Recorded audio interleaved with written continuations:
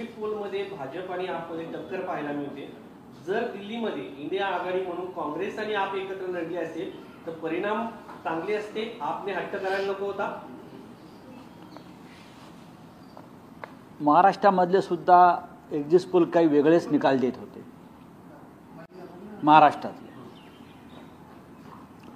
दिल्लीमध्ये 10 वर्षापूर्वीच्या एक्झिट पोलमध्ये आपला 2 जागाही मिळणार नाहीत असे एक्झिट पोल होते आणि आप सत्तेवर आले।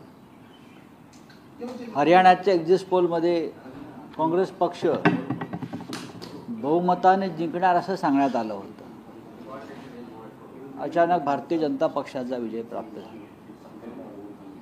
मी काल दिल्लीमध्ये दिवसभर होतो, अनेक ठिकाणी फिरलो, अनेकांशी चर्चा केली। दिल्लीमध्ये नक्कीच यावेळेला चुरस आहे आणि निवडणुकांमध्ये चुरसही असायलाच पाहिजे। पण ज्या पद्धतीनं दिल्लीची विधानसभा जिंकण्यासाठी भारतीय जनता पक्षानं पैसा आणि सत्ता याचा अतिरेकी वापर केला हे काल रस्त्यावर दिसत होतं। आपच्या किंवा काँग्रेसच्या कार्यकर्त्यांना लहान सहान प्रकरणामध्ये पोलीस स्टेशनला बसवून ठेवण्यात आलं। दिवस गुन्हे दाखल करण्यात आले अनेक कलमाखाली आणि त्याच गुन्ह्यासाठी भारतीय जनता पक्षाच्या लोकांना साधी विचारणाही केली नाही। याचं कारण असं की मला सांगण्यात आलं की वरून आदेश आहे, ऊपर से ऑर्डर है कि बीजेपी के लोगों को खुली छूट दीजिए, हम देख लेंगे।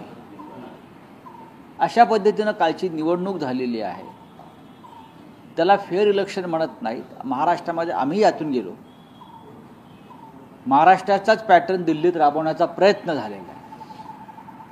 पण महाराष्ट्राच्या निकालानंतर आपचे कार्यकर्ते हे अधिक सावध होते, काँग्रेसचेही लोक सावध होते। तरी मला अजूनही वाटतं की आप आणि काँग्रेस एकत्र लढले असते तर भारतीय जनता पक्ष हा आसपास सुद्धा आला नसता, बहुमताच्या किंवा या चुरशीमध्ये उतरला नसता। दुर्दैवानं 2 हे प्रमुख पक्ष इंडिया आघाडीतले वेगळे लढले आणि त्याचा फायदा नक्कीच होऊ शकतो। सर 5 तारखेला मतदान झालंय, 8 तारखेला निकाल आहे, 3 दिवसाचा गॅप आहे। तंत्रज्ञानाच्या युगामध्ये इतका गॅप का ठेवला जातो? दिल्ली एक लहान राज्य आहे, 70 जागा आहे, मतदान कमी असतं आणि पाहावं लागेल महाराष्ट्रात ज्या चुका आमच्याकडून झाल्या। 19 स्ट्रॉंग रूममध्ये EVM ठेवलेले आहेत, या स्ट्रॉंग रूममध्येच घोटाळा होतो। बॅटरी किती चार्ज झाली शेवटपर्यंत आणि किती राहिली हे सगळं महाराष्ट्रात आमच्याकडे समोर आणलं गेलं। मतदार याद्यातले घोटाळे कसे झाले, पण आता आपचे कार्यकर्ते या बाबतीमध्ये अधिक तज्ञ आणि माहीर आहेत।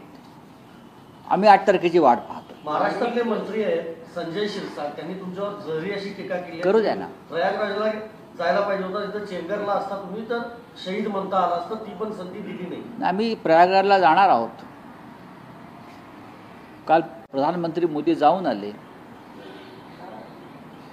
आम्ही कामाख्याला नक्कीच जाणार नाही रेडे कापायला, पण आम्ही श्रद्धावान हिंदू आहोत आणि श्रद्धेत आणि हिंदुत्वामध्ये गद्दारीला स्थान नाही, बेईमानीला स्थान नाही।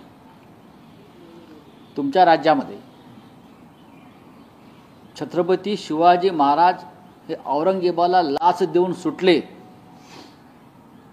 पळून गेले असं सांगणारे लोक ज्या राज्यामध्ये वावरतात खुलेआम, तुमच्या विचाराचे लोक, सरकार काय करताय आणि तुम्ही आम्हाला सांगताय चेंगरून कोण मरणार हे भविष्यात तुम्हाला दिसेलच। आम्ही स्वतः शिवसेनेचे काही लोक याआधी गेले, आमचे राजन विचारे जाऊन आले, इतर अनेक लोक जाऊन आले। भविष्यात आम्ही जाऊ। सध्या सगळे VIP लोक जाऊन येत आहेत, प्रधानमंत्र्यांसह सगळे। राहुल सोलापूरकर यांनी रिक्वेस्ट टेस्ट होती, बोलून दाखवायचं असल्याने संघाचे अनेक लोक अशा पद्धतीचे स्टेटमेंट देतात, नंतर माघार घेतली जाते। नाही, हा संघाचा अजेंडा आहे। आमच्या महाराष्ट्राच्या दैवतांचा अपमान करणं हा एक संघाचा जुना अजेंडा आहे. कधी सावरकरांवर ते घसरतील, कधी गांधीजींवर घसरतील, आता तर ते छत्रपती शिवाजी महाराज, संभाजी महाराज यांच्यावरती घसरायला लागले. अनेक प्रकारचे विकृत चित्रपट निर्माण करून संभाजी राजांचं विकृत चित्रण करण्यात आलं. काय करताय सरकार? हां, या सरकारनं खरं म्हणजे चिरडून मारावं अशी परिस्थिती आहे. उदयनराजे भोसलेंनी काल म्हटलं गोळ्या झाडाव्या त्यांना, औरंगजेबाची औलाद असंही म्हटलं. नाही, मग त्यांनी स्वतः त्याची पूर्तता करावी ना. ते राजे आहेत, ते राजे आहेत. आम्ही त्यांचं मार्गदर्शन नेहमी घेतो. मग कोल्हापूरचे महाराज असतील किंवा सातारचे महाराज असतील, त्यांचा संताप आम्ही समजू शकतो. ते राजे आहेत, आम्ही प्रजा आहोत शिवाजी महाराजांची. आम्हाला अधिक तळमळ आणि तिडीक आहे. शिरसाटांबरोबर इतर मंत्र्यांनी तुमच्यावर टीका केली ती सांगतो. दादा भुसे म्हणतात तुमच्या डोक्यावर परिणाम झालाय. प्रवीण दरेकर म्हणतात तुम्ही किळसवाणी वक्तव्य करता. आणि शंभूराज देसाई म्हणतात चिठ्ठी काढणारा पोपट तुम्हाला ठाण्याच्या वेड्यांच्या हॉस्पिटलमध्ये भरती. नाही बघा, कोण काय म्हणत आहे. हे जे सरकार आहे यांना विजयाचं डिप्रेशन आलेलं आहे. विजयाचं डिप्रेशन हा अधिक गंभीर आजार आहे, बहुमताचं डिप्रेशन. आणि त्या डिप्रेशनमधून ते बाहेर पडायला तयार नाही. आणि चुकीच्या पद्धतीने मिळवलेलं बहुमत, त्यातून मिळालेला विजय आणि त्या विजयाचा धक्का न पचवता आल्यामुळे आलेलं डिप्रेशन, त्यातून हे बोलत आहेत. मी काय बोललो हे आधी समजून घ्या. त्यासाठी माणसानं साक्षर असावं लागतं, साक्षर असावं लागतं आणि इमानदार असावं लागतं. मला प्रश्न विचारला आणि मी विचारलं की फडणवीस साहेब आमचे वर्षा बंगल्यावर राहायला का जात नाहीत, हा संशोधनाचा विषय. त्या संदर्भात माझ्याकडे जी माहिती होती ती मी दिली. त्याच्यावर तुम्ही काउंटर करा, उत्तर द्या. लोकशाही आहे ना. मुळात आपण सगळे कामाख्याला जाऊन अघोरी विधी केलेत की नाही याच्यावर कोणीच उत्तर देत नाही. अघोरी विद्या ही अंधश्रद्धेच्या कायद्याच्या विरोधामध्ये असताना सुद्धा अशा प्रकारच्या पद्धतीनं राजकारणामध्ये जर कोणी काम करत असेल तर ते महाराष्ट्राच्या पुरोगामी संस्कृतीला आणि परंपरेला शोभणारं नाही. असं जर मी म्हणत असेल आणि लोक मला वेडा ठरवत असतील, लोकांनी महात्मा फुल्या नाही, गाडगे महाराजांनाही आणि सॉक्रेटिसला वेडाच ठरवलं होतं ना, तो अशा प्रकारच्या भूमिका मांडत होता म्हणून पुरोगामी. हे पुरोगामी लोक नाही, ज्यांना जादू टोणा मंत्र ह्याच्यात विश्वास आहे आणि या माध्यमातून आम्ही जिंकलो असा त्यांना आत्मविश्वास आहे. माननीय देवेंद्र फडणवीस हे राज्याचे मुख्यमंत्री आहेत. आम्हाला त्यांची चिंता आहे, त्यांच्या कुटुंबाची चिंता आहे. आणि त्यांनी लवकरात लवकर वर्षा बंगल्यावर जाऊन शिरसावर होऊन राज्यकारभार करावा ही या जनतेची अपेक्षा आहे. पण कोणीतरी त्यांना रोखण्याचा प्रयत्न करत आहे.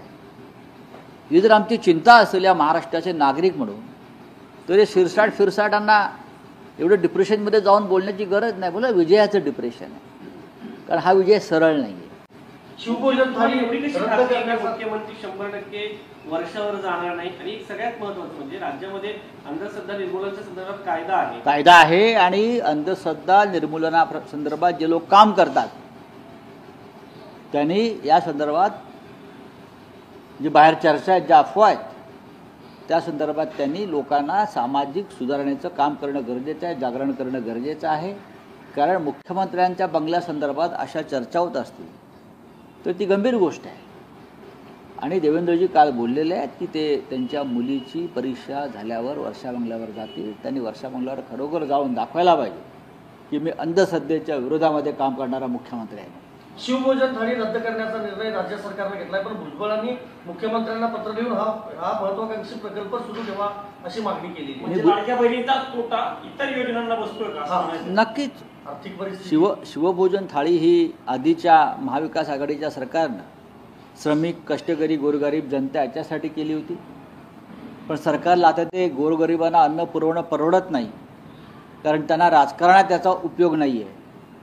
पण ठीक आहे, भुजबळ साहेबांनी हा विषय मांडलाय, आम्ही त्यांच्या मागे उभे राहू. चला, वाल्मिकरांचा व्हिडिओ पाहिला म्हणून मोहिते नावाच्या एका मुलाला मारहाण करण्यात आली बीडमध्ये.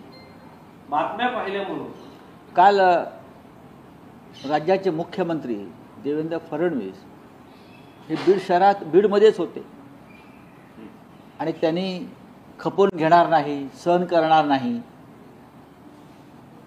कायदा हातात घेणाऱ्यांना वठणीवर आणेन वगैरे वगैरे वगैरे अशी वक्तव्य केलेली आहेत. सुरेश धस यांनी हा मुद्दा मुख्यमंत्र्यांपर्यंत न्यावा, कारण ते बाहुबली मुख्यमंत्री असं धस साहेब म्हणत आहेत.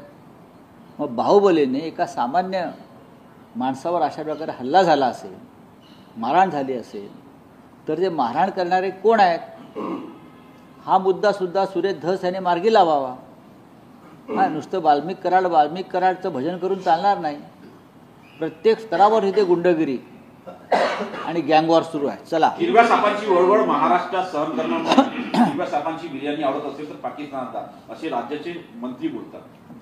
वेडे आहेत, मला डिप्रेशनमध्ये आहेत ते. आदित्य ठाकरेंना ताब्यात घ्यायची काय गरज आहे असं हायकोर्टानं म्हटलेलं आहे. दिशा सालियान प्रकरणामध्ये त्याचं स्पष्टीकरण द्यावं. बघा, हा न्यायप्रविष्ट विषय आहे आणि हे काही लोक जाणून बुजून आम्हाला सगळ्यांना बदनाम करण्यासाठी हे विषय समोर आणतायत. आणि म्हटलं ना, हे निराशेच्या गर्तेतून डिप्रेशनमधून सुरू आहे, विजयाचं डिप्रेशन. चला चलिए. रायगडचं पालकमंत्रीपद अजूनही शिवसेनेला देण्यात आलेलं नाही सर. रायगड असेल, नाशिक असेल, अनेक विषय अनिर्णित अवस्थेत आहेत. तिरुपतीचं देवस्थान आहे, त्या ठिकाणी 18 लोक असे आहेत की जे हिंदू चला.